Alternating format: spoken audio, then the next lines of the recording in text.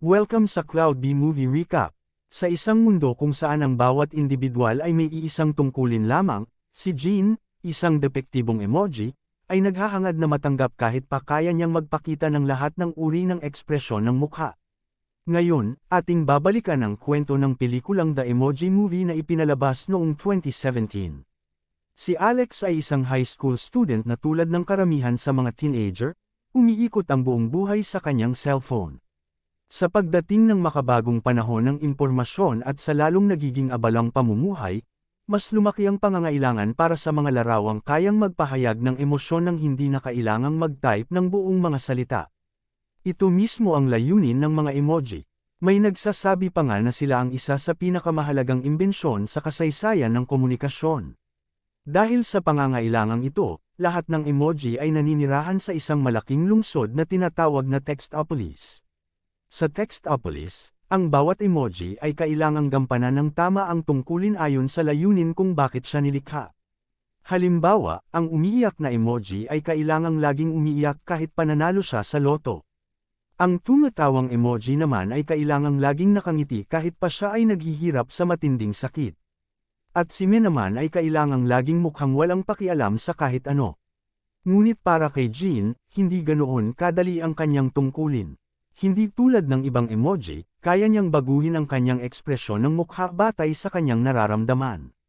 Ang ganitong kakayahan ni Jean ay hindi ikinatutuwa ng mga residente ng Textopolis. Sinubukan pa ng batang emoji na panatilihin ang isang walang pakialam na ekspresyon, ngunit hindi niya maiwasan ang mga masayang mukha, lalo na ngayon na ito ang unang araw niya ng pagtatrabaho sa cellphone. Hindi tulad ni Jean, ang kanyang mga magulang ay expert sa kanilang trabaho, kaya lalo itong nagpapahirap sa kanyang buhay. Pagdating ng bata sa kumpanya para sa kanyang unang araw ng trabaho, ipinaalam sa kanya ni Mel na hindi pa siya maaaring magtrabaho sa cellphone dahil hindi pa siya handa.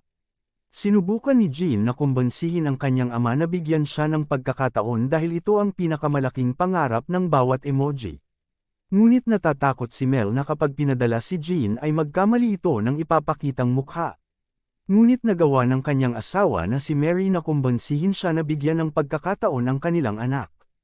Kalaunan, tinanggap ng system supervisor na si Smile ang mga bagong emoji at ipinakilala ang kanyang sarili bilang ang original na happy emoji. Bawat isa sa kanila ay magkakaroon ng sariling cube sa emoji bar. Kapag may napiling emoji si Alex, iilaw ang cube at babasahin ito ng scanner. Ang imahe ay agad na ipapadala sa text box ni Alex. Ang mga pinakasikat na emoji, na kadalasan ay ang madalas piliin, ay inilalagay sa favorites section. Kapag tumigil na si Alex sa paggamit ng kanyang cellphone, pinapayagan ng mga emoji na magpahinga at mag-enjoy sa isang party. Sinubukan ni High Five na mabawi ang kanyang pwesto sa VIP area, ngunit napagdesisyonan ni Alex na palitan siya ng closed fist, kaya hindi na siya paborito. Habang sinusubukang makapasok sa popular section, nakilala ni High Five si Jean at humingi ng tulong para makalusot sa gwardya. Ngunit dumating si Smile at tinapos ang kanilang plano. Makalipas ang ilang minuto, muling kinuha ni Alex ang cellphone at sa kauna-unahang pagkakataon ay pamwesto si Jean sa cube.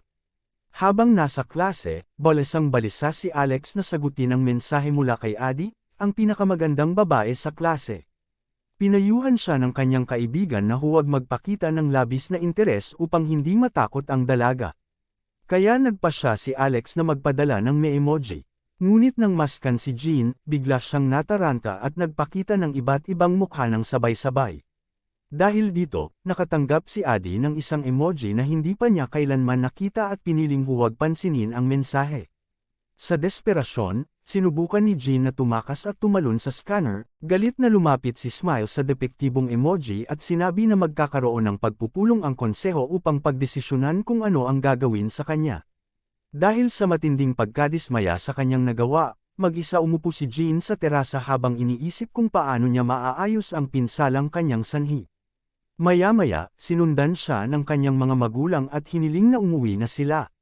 Sinabi ni Mary na darating ang araw na makakalimutan ng lahat ang nangyari at magkakaroon muli ng pagkakataon si Jean. Ngunit hanggang sa panahong iyon, mas mabuting manatili muna siyang ligtas at nakakulong sa apartment.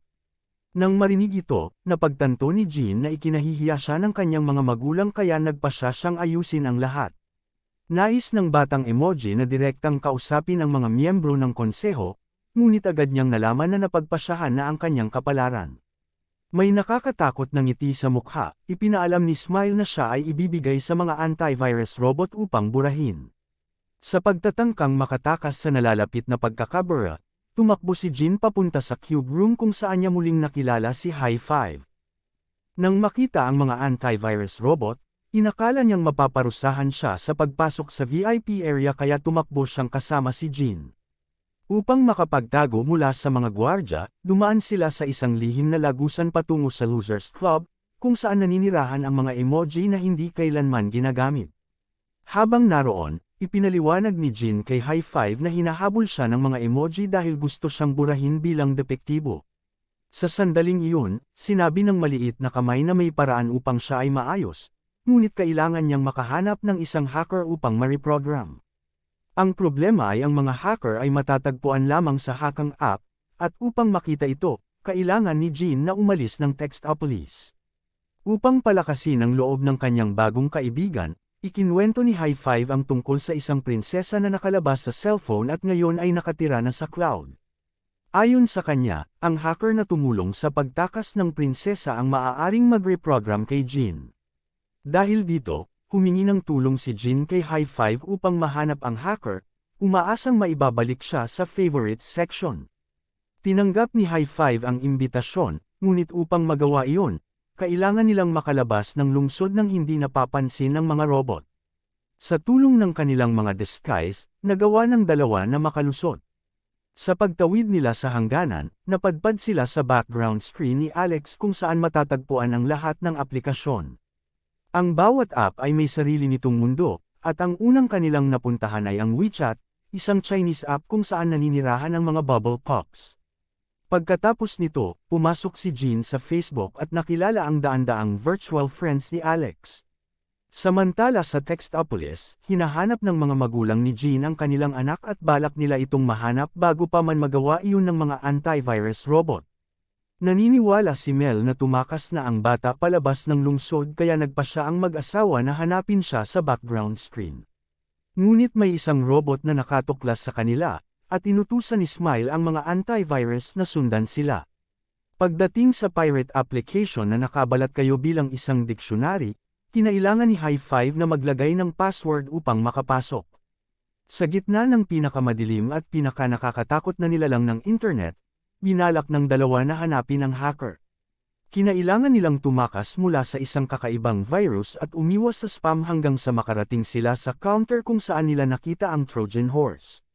Matapos tanungin kung nasaan ang jailbreak hacker, itinuro ng nilalang ang isang babaeng nakaupo sa sulok ng bar. Lumapit si High Five upang kausapin siya, ngunit binaliwala sila ng dalaga at sinabing abala siya, hanggang sa sandaling lusubin ng mga robot ang lugar. Nang makita ng babae ang kakayahan ni Jean, nagpasya siyang tulungan silang makatakas.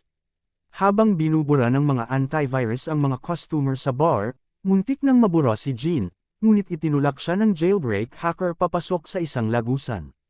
Nagawang makatakas ng tatlo ng ligtas at napadpad sila sa mundo ng Candy Crush. Doon, naipit si Jean sa loob ng laro. Upang mailigtas siya, kinailangan ng kanyang mga kaibigan na pagdugtungin ang mga candy nang hindi hinahayaang makalapit ang mga dilaw na bala, dahil kung hindi ay maaari siyang sumabog.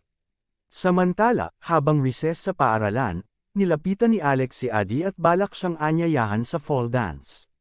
Ngunit bago pa siya makapagsalita, nagsimulang gumawa ng kakaibang ingay ang kanyang cellphone dahil na-activate ang Candy Crush, kaya umalis si Adi kasama ang kanyang mga kaibigan.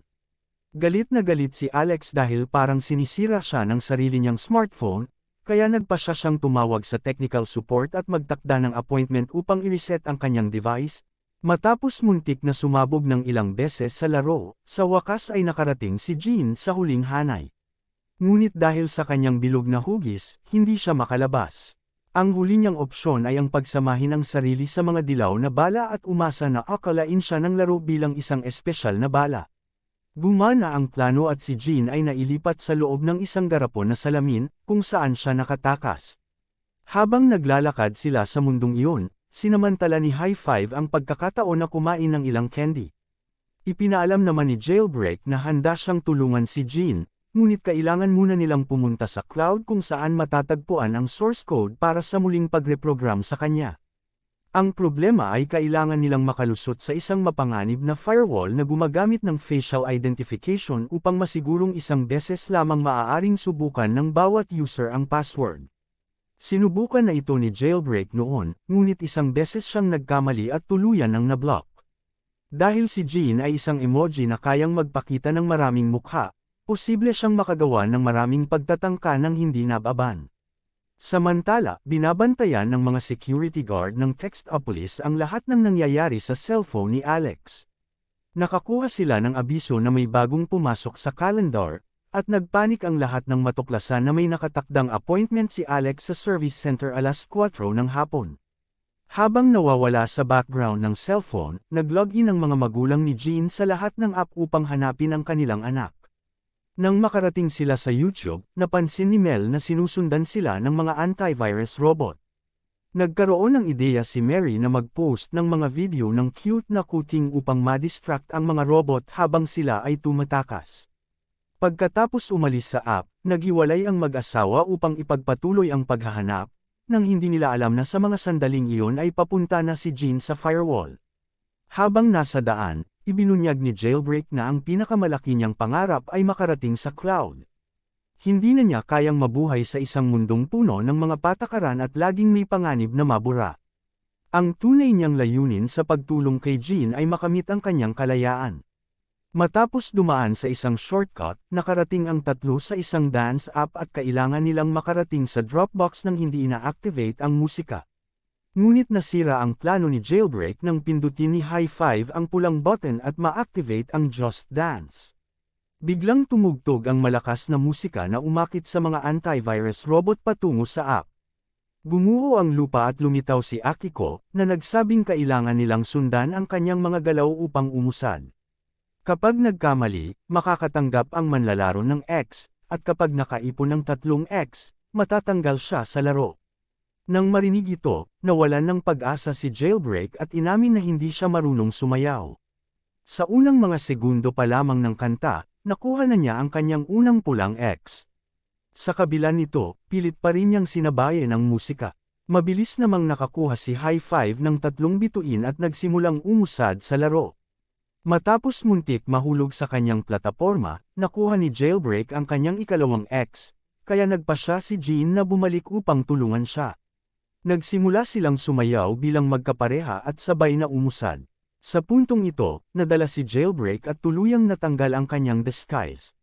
Doon nadiskubre ni Jean na ang hacker ay ang princess emoji na tumakas mula sa Textopolis at pinaniniwalaang nakarating na sa cloud. Sa sandaling iyon, lumitaw ang mga antivirus robot at nagsimulang sumayaw upang umusad sa laro at maabutan ang kanilang mga bihag. Habang nasa klase si Alex, biglang tumugtog ang musika ng Just Dance sa kanyang cellphone. Sa sobrang desperasyon, binura niya ang application. Sa mundo ni Akiko, nagsimulang gumuho ang lahat. Gayunpaman, nakaligtas sina Jean at Jailbreak at nakarating sa Dropbox sa tamang oras, ngunit si High Five ay tuluyang naipadala sa dump. Matapos mahuli si High Five ng isa sa mga robot at nanganganib na tuluyang mabura, nagpa siya si Jean na pumunta sa dump upang iligtas ang kanyang kaibigan. Sinubukan ni Jailbreak na kumbensihin siya na unahin ang kanilang layunin dahil naroon na sila sa Dropbox at nasa kabilang panig pa ng cellphone ang dump. Ngunit nang makita ni Jailbreak na desidido si Jean na iligtas si High Five, nagpa siya siyang tumulong at sinabi niyang may alam siyang shortcut papuntang Textopolis. Samantala, galit na galit si Smile dahil hindi na niya makontak ang mga robot na ipinadala niya sa dump kasama ng Just Dance. Mayroon na lamang silang 4 na oras bago pumunta si Alex sa service center, kaya kailangan nilang ayusin ang lahat bago may matuklos ang problema ang teknisyan at magpasyang burahin ang buong laman ng cellphone bilang huling hakbang. Dahil dito, nagpa siya si Smile na magpadala ng panibagong mga robot kay Jean, ngunit sa pagkakataong ito ay may ilegal na upgrade ang mga ito na nagiging dahilan upang maging parang mga halimaw na uhaw sa pagkawasak. Sa dump, patuloy pa ring sinusubukang sumayaw ni Akiko hanggang sa maabala siya ng isang masamang virus sa bundok ng basura. Samantala, nilapitan si High Five ng spam at isang troll, na nagsabi sa kanya na bago matapos ang araw ay lilinisin ang dump at mawawala na silang lahat magpakailanman. Samantala, nagpunta sina Jailbreak at Jean sa Spotify at naglakbay sa loob ng mga music stream upang mabilis na makarating sa dump. Habang nasa biyahe, tinanong ni Jailbreak si Jean kung bakit gusto niyang ma-reprogram sa halip na tanggapin na lamang ang kanyang pagiging kakaiba. Sinabi ng dalaga na si Jean ang pinaka-espesyal na emoji na nakilala niya at mahal niya ito kung anuman ang kanyang anyo. Samantala, sinubukan ni High Five na aliwin ang sarili habang hinihintay ang sandaling siya ay mabura. Naalala niya ang panahong isa siya sa mga paboritong emoji ni Alex at nakita niya ang kanyang larawan sa isang text message na isinulat ng binata para kay Adi ngunit hindi kailanman na ipadala. Biglang bumukas ang mga pinto ng dump at lumitaw si Jean na nakabitin sa isang lubid. Hinawakan ng emoji ang isa sa mga daliri ng kanyang kaibigan at hinila naman sila paitaas ni Jailbreak. Matapos pasalamatan ng kanyang mga kaibigan sa pagliligtas sa kanya, nagpa siya si High Five na tulungan din ang mga troll na natrap sa dump at inihagis ang lubid sa kanila. Ngunit bumigay ang pundasyong pinagtalyan ng lubid sa ibabaw at bumagsak ito sa loob, dahilan upang hindi na makalabas ang mga halimaw. Samantala, patuloy pa ring hinahanap ni Mary ang kanyang anak at nag-login siya sa Instagram upang tingnan kung naroon si Jean. Doon, nakita niya ang daan-daang larawan ni Alex at pumasok siya sa isang litrato kung saan kuha ang binata kasama ang kanyang mga magulang sa Paris, nakaupo sa isang fountain. Nalungkot si Mary sa nangyari kay Jean at sinisi ang sarili sa pagpayag niyang magtrabaho ang anak sa cellphone kahit na hindi pa ito handa ayon sa kanyang asawa. Sa sandaling iyon, dumating si Mel at sinabing wala itong kasalanan. Inamin ng emoji na minana ni Jean ang parehong depekto mula sa kanyang ama, at iyon ang dahilan kung bakit gusto siyang burahin ng mga robot. Mayroon din palang iba't ibang ekspresyon si Mel, ngunit sa paglipas ng panahon ay natutunan niyang ikulong ang mga ito. Matapos mabunyag ang katotohanan, mas naging malapit ang mag-asawa at ipinahayag ni Mel ang kanyang pagmamahal kay Mary. Habang naglalakad pabalik sa Dropbox, nagulat ang tatlo sa pagdating ng isang robot na may upgrade, kaya kinailangan nilang maghiwa-hiwalay upang malito ang nilalang. Sa kanilang pagtakas, bawat isa sa kanila ay hinabol ng bahagi ng robot. Sa ganitong paraan, nagawa nilang itali ang halimaw at tumakbo patungo sa Dropbox. Hindi makapasok ang mga antivirus sa application na iyon kaya pansamantala silang ligtas. Sumakay ang tatlo sa isang paglalakbay na magdadala sa kanila diretso sa firewall. Ngayon ay si Jean naman ang haharap sa hamon. Pumwesto ang emoji sa password field at binigkas ang mga numerong ibinibigay ni Jailbreak. Sa bawat pagkakamali, sinusunog si Jean at kailangan niyang magpalit ng ekspresyon ng mukha upang muling makasubak. Matapos ang ilang bigong pagtatangka, naubusan na ng ideya si Jailbreak. Nasubukan na niya ang lahat ng mahahalagang bagay sa buhay ni Alex ngunit hindi pa rin niya makuha ang tamang password. Kaya sinabi ni Jean na kung siya ang gagawa ng password, gagamitin niya ang pangalan ng babaeng gusto niya. Ang problema, nalibot na ni Jailbreak ang buong cellphone at wala siyang makitang pangalan ng kahit sinong babae. Nang marinig ito, naalala ni High Five ang text message na nakita niya sa basurahan ngunit hindi niya maalala ang pangalang nakasulat doon. Nang ma-access ni Jailbreak ang mga file, natagpuan niya ang mensahe at nadiskubre ang pangalan ng babae. Muling sumubok si Jean, at nang banggitin niya ang pangalang Adi, tuluyang nabuksan ang access papunta sa cloud. Ngayong nakapasok na sila sa cloud, kailangan ng tuparin ni Jailbreak ang kanyang bahagi ng kasunduan. Sinimulan niyang i-reprogram si Jean upang gawin siyang isang may magpakailanman. Habang di na-download ng dalaga ang source code, napagtanto ni Jean na ayaw na niyang bumalik sa Textopolis nang wala siya. Kaya nagpa siyang magtapat at sinabi niya na si Jailbreak ang pinaka-astig at pinaka-interesanteng emoji na nakilala niya. Dagdag pa ni Jean na matapos ang lahat ng nangyari, sumuko na siya sa pagtatangkang baguhin ang kanyang sarili at nais na lamang manatili sa cloud kasama si Jailbreak magpakailanman. Ngunit sinabi ng hacker na may sarili siyang mga plano at iginiit na hindi siya isang munting prinsesa na naghihintay ng isang prinsipe. Nang marinig ito, labis na nasaktan si Jean at, nang hindi namamalayan, tuluyan siyang nagalit. Habang naglalakad siya palayo, biglang bumukas ang mga pintuan ng cloud at kinuha siya ng isang antivirus robot. Sa sobrang desperasyon, tumakbo si High Five upang ipaalam sa hacker ang nangyari at humingi ng tulong upang iligtas si Jean. Inalis ng dalaga ang kanyang disguise at ginamit ang kanyang pagiging prinsesa upang makaakit ng isang maliit na ibon sa pamamagitan ng pag-whistle. Sa kabutihang palad, dumaan ang icon ng Twitter at pumayag itong isakay sila. Samantala sa Textopolis, sinalubong si Jean ni Smile na balak siyang burahin sa harap ng lahat ng ibang emoji. Ngunit bago pa siya tuluyang mabura, dumating ang kanyang mga magulang. Inamin ni Mel na mayroon din siyang kaparehong depekto gaya ng kanyang anak. Sa halip na magbago ang isip, inutusan ni Smile ang mga robot na burahin din siya, at si Mary ay inaresto ng mga gwardya. Sa puntong ito, nag-alsa ang ibang mga emoji laban sa kawalan ng katarungan. Nagbanta si Smile sa kanila gamit ang kanyang nakakatakot na ngiti. Habang malapit ng burahin ng antivirus robot si Jean at ang kanyang ama, dumating sina High Five at Jailbreak. Sinubukan ng hacker na pindutin ang button upang patayin ang robot, ngunit siya ay natumba bago pa man niya ito magawa. Sinamantala ni High Five ang pagkakataon na nasa likuran ng dalaga ang robot at pinindot ang pulang button, dahilan upang tuluyang tumigil ang makina. Dahil dito, natabunan si Smile ng sarili niyang mga tapat na antivirus. Magiging masayang wakas na sana ito, kung hindi lang dahil naubos na ang oras at sinisimula na ni Alex ang pag-reset ng kanyang cellphone. Kapag natuloy ito, mabubura ang buong universe sa loob ng phone, kasama ang lahat ng emoji at mga nilalang sa iba't ibang app. Sa parehong tindahan, dumating si Addie at narinig si Alex na nagrereklamo sa kanyang kaibigan na hindi niya maipahayag ang kanyang nararamdaman para sa kanya. Nang marinig ito, nagkaroon ng ideya si Jean. Naniniwala siyang kung matutulungan niyang maipahayag ni Alex ang kanyang damdamin, maaari niyang pigilan ang pag-reset ng phone. Sinabi ni Jailbreak na kaya niyang i-hack ang cellphone at magpadala ng mensahe, ngunit iisa lamang ang magiging pagkakataon ni Jean. Alam ni Jean na siya na ang huling pag-asa ng kanyang mga kaibigan at pamilya, kaya pumasok siya sa cube dala ang kanyang pambihirang kakayahan. Kinailangan niyang gamitin ang kanyang pagiging kakaiba upang maipahayag ang lahat ng nararamdaman ni Alex para kay Addie sa iisang emoji lamang. Pinagana ni Jailbreak ang scanner, at ibinigay ni Jean ang kanyang pinakamahusay na ipinakitang anyo. Nagulat si Alex sa nakita niyang kakaibang emoji at nagpasya itong ipadala kay Addie, dahil ipinapakita nito ang lahat ng kanyang nararamdaman para sa dalaga. Nang makita ni Addie ang mensahe, ngumiti siya at nilapitan si Alex.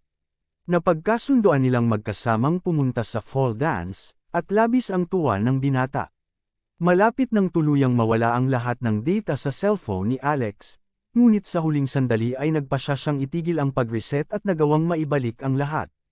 Sa sandaling iyon, muling nabuhay ang buong universe na nasa loob ng smartphone.